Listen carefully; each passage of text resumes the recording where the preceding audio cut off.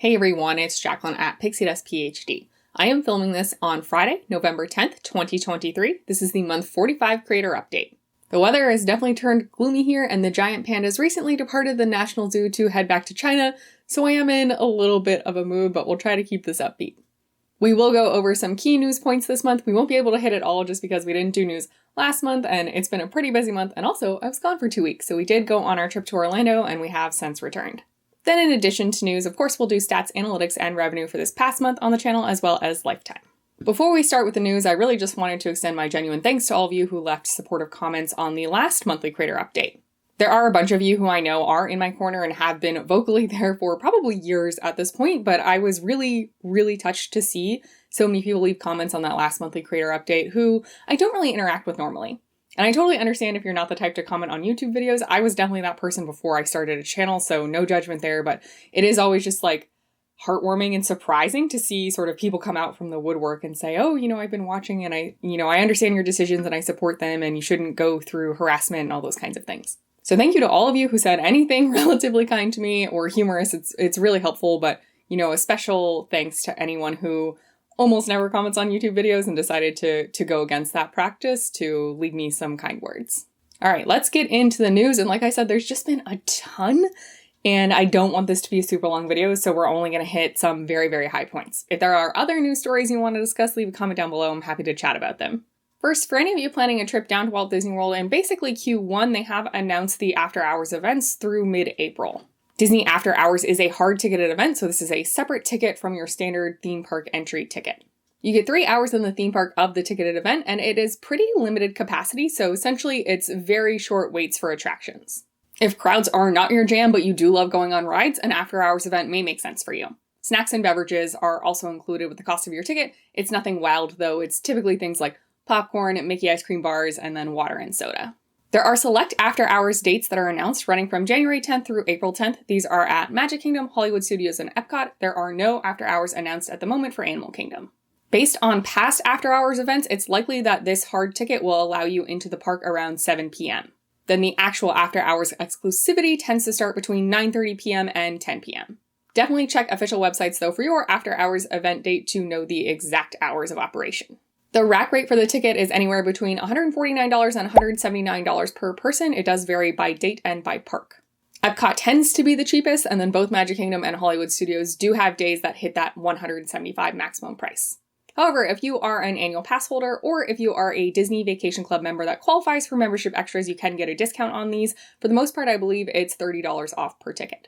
Sales for these after-hours events have already begun if you have a confirmed Disney Resort reservation. If you do not, general sales will begin on November 14th. Obviously, these are quite expensive, but when you compare them to the price of a one-day, one-park ticket, it is not all that different. Then again, it's only 3 hours, but because the crowds are so limited, like I said, if you really prioritize attractions, this might be worth it for you. Sticking to the nighttime event theme, but moving to Disney Vacation Club, we did get dates announced for the 2024 Moonlight Magic slate. Thus far, there are dates sprinkled from January through August. I personally think it's entirely possible 1 or 2 additional dates will be announced for later in the year, but only time will tell. As per usual with Moonlight Magic, you do have to be a DVC member that qualifies for the event. Also, members with resort reservations the night of the event will sort of have first dibs in attempting to register for Moonlight Magic.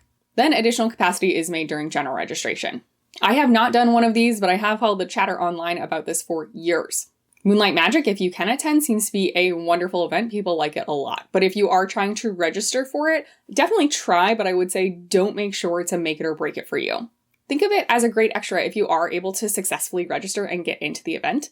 But if this is the sole reason or the number one thing on your vacation, you might be a little bit heartbroken. I think registration can be pretty tough. Additionally, worth noting, members are limited to 1 event per park per year. So for example, you can't go to both Typhoon Lagoon events. And as per usual, most of these are on weeknights, so a little bit harder for folks like me who live further away and work a standard Monday to Friday job. But I was really surprised to see a Friday event at Epcot. I triple checked. I'm pretty sure that's right. If I got that wrong, someone please let me know because I do feel pretty flabbergasted about that. Also, all of these dates announced are within that 11-month booking timeframe. So if you already had a trip planned for any of these timeframes and one of these events falls in when you would already vacation down there, I really hope you're able to get in. That would be an awesome bonus. If you have registered for Moonlight Magic before, I would love to hear about your experience. Leave that in the comments down below. Moving on to some money news pertaining to DVC. The property taxes assessed in your Disney Vacation Club annual dues ultimately are an estimate. Now that property taxes are final, we can see that most of the DVC resorts at Walt Disney World did actually slightly underestimate their property taxes, so owners will have a small balance to pay off. The numbers listed here are on a per point basis, and hat tip to dvcnews.com for reporting these. I own 90 points at Bay Lake Tower, and you can see with this slight underestimation of the 2023 taxes, now I'll have a balance due of under $4. Beach Club had the largest difference between the 2023 estimated property taxes and then the actual property taxes, but even that isn't a huge deal. If you own a 200-point Beach Club contract, then that adjustment for the underestimation of the 2023 taxes is still only about $40. And if you own at Animal Kingdom Villas or Copper Creek, your taxes were actually overestimated, so you will see a very small credit come to your account. And the biggest news for me, and I'm guessing for a lot of people who watch these videos, is that the 2024 annual dues for DVC were announced. Again, hat tip to dvcnews.com for publishing these. Here briefly, I've just sorted them by percent change. It's worth noting that every single property is under 8%, so that's good. Nothing is extremely high this year. And 8 of the resorts had an increase under 4%, all of those being at Walt Disney World. I will say, personally, I was a bit disappointed to see the Villas at Disneyland hotel dues increase over 5% in basically its first year of existence. Given that those dues debuted at a relatively high rate, I was kind of expecting those to not move very much. I mean, 5% still isn't bad, but I was thinking more on the lines of like under 2% for the first couple years, but here we are. This is what we signed up for when we bought into it. We always knew it was a possibility. It is nice to see so many of these Walt Disney World resorts, though, have pretty minimal increases in their annual dues, given that last year was a bit of a shock to many people. It was a big percent increase last year for a lot of resorts. So these seem to balance things out somewhat. I haven't done the exact year-over-year comparison. I think that there is a decent chance I'll make a video dedicated to dues that will probably get published in early January. But dues have been announced. You should be getting the little paper booklet in the mail pretty soon if you haven't gotten it already, and then it will be available to pay online in the new year. Those were the big story beats for Disney news I wanted to touch on. Of course, I'm well aware that there's a lot going on in world news. It's not really the focus of this channel, but I did just want to acknowledge that obviously it's a really tough time to exist. So take care of yourself, prioritize your mental health, try to be an engaged citizen, but you can't go 100% all the time. You can't pour from an empty pot. So do give yourself some grace and breaks and be kind to yourself and one another. Let's do the stats. So for month 45, I've pulled these from October 11th through November 9th. So we technically are 1 day short of stats, but they won't change all that much in 1 day.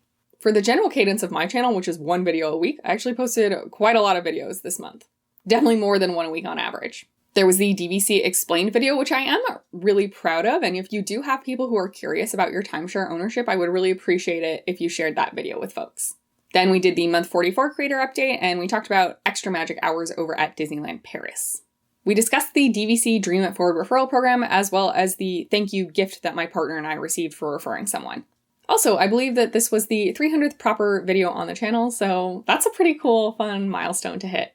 I might be off by a couple videos. It's hard to keep count exactly. YouTube says I'm at 306, but I know some of those videos were just like promoting me as a guest on podcasts, so I'm internally not counting those. But somewhere in this list, for sure, we hit our 300th upload. Hooray!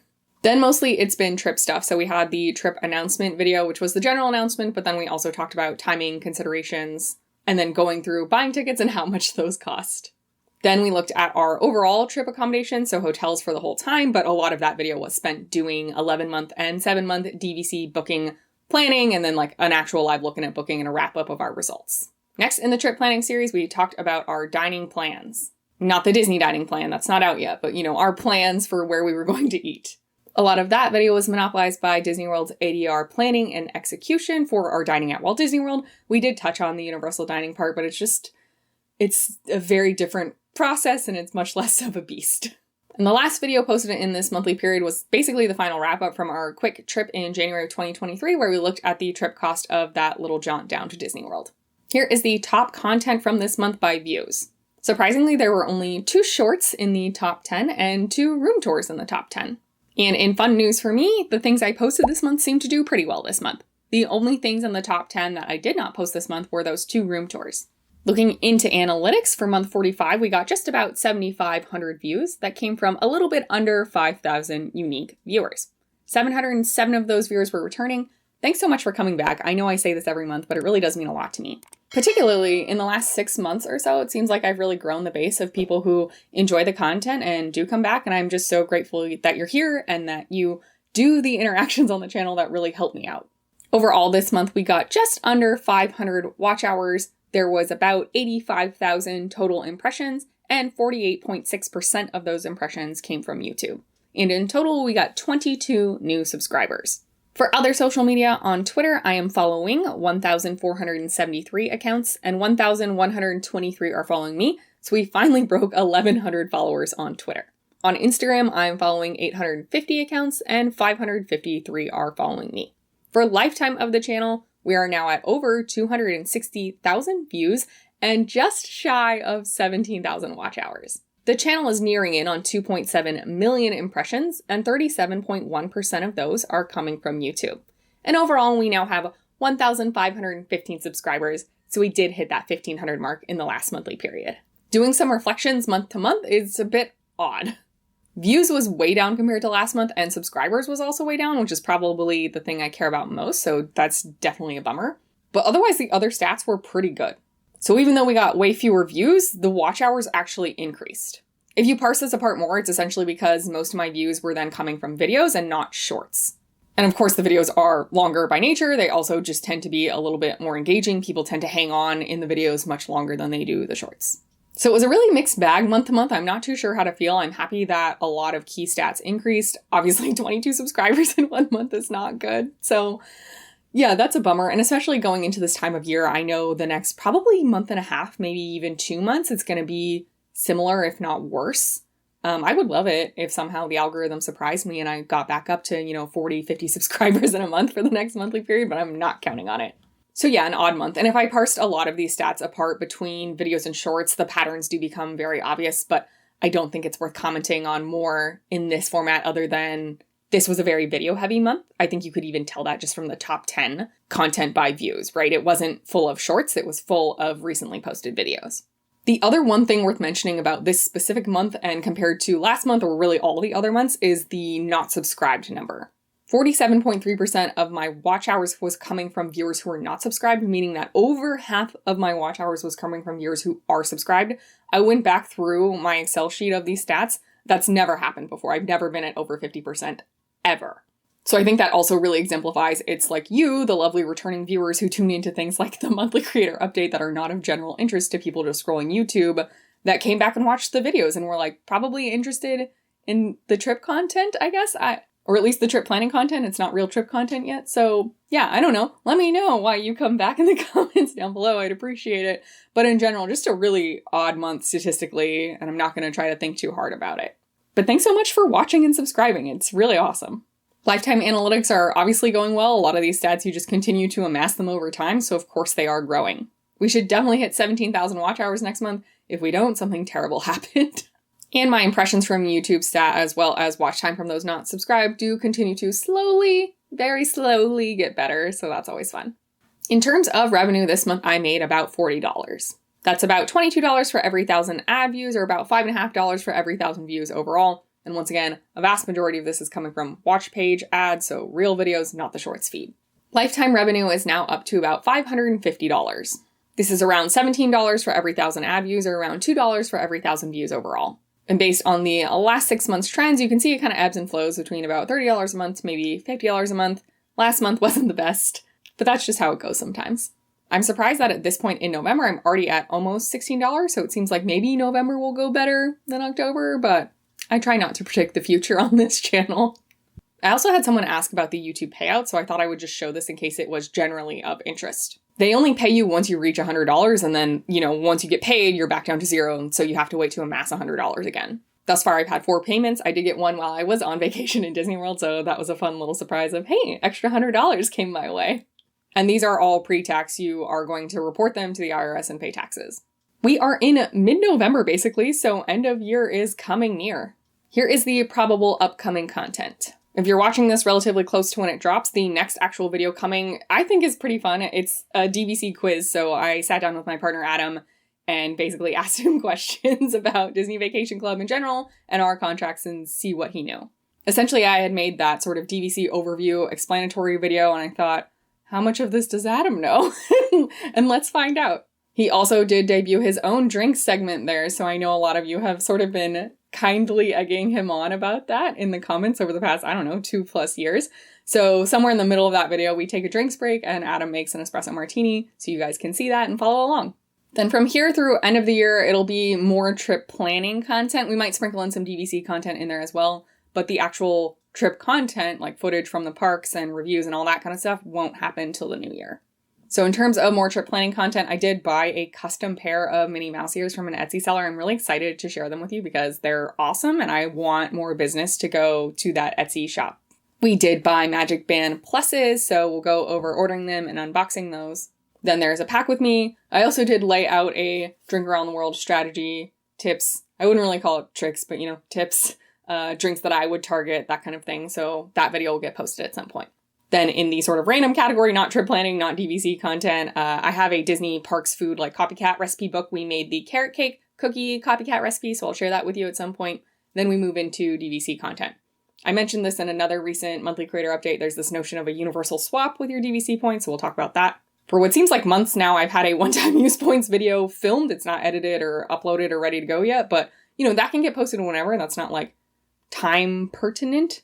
So that'll get posted at some point. And then I want to make a 2024 dues video, but I want to make sure it's not wasting your time. So I need to spend more time digesting the data and comparing it to year over year from last year and making sure that there is some valuable information to tell or a bit of a story or something and not just like, here it is, there's the video. I mean, I did here it is in this video, right? You already saw that. So I am hopeful to get a 2024 DVC's dues video done. No promises though. And if I do, it'll probably get posted in January. I am also planning to do the December monthly creator update that will probably get posted December 16th. Then the next normal upload day for me is Wednesdays would be December 20th. I might publish something that week. I might not. I'm not too sure. I did take a couple weeks off in December last year from the channel because traffic is so poor anyway. I don't want to be posting content that I spent a lot of time on or I'm really proud of or whatever for it to just die in the algorithm because no one's on YouTube. And also, quite frankly, I just really need the time to catch up. I wouldn't say I'm woefully behind overall, but for me, where I like to be, I am behind. I like to be 3 weeks ahead of the next 3-week videos are set, ready, done.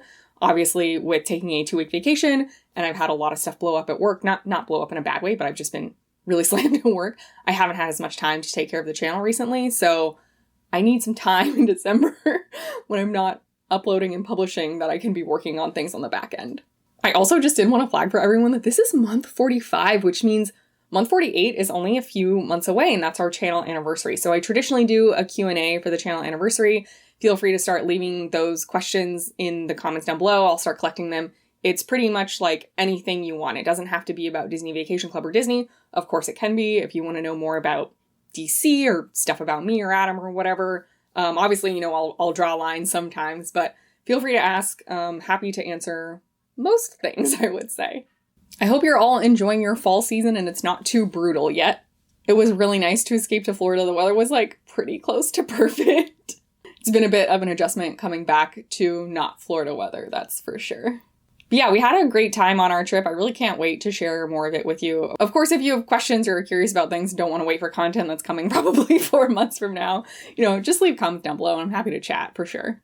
For those of you in the US, I hope you have a nice Thanksgiving. I think we're just going to go out to a local restaurant that's doing a really good prefix menu. We did this last year. It was really fun not cooking.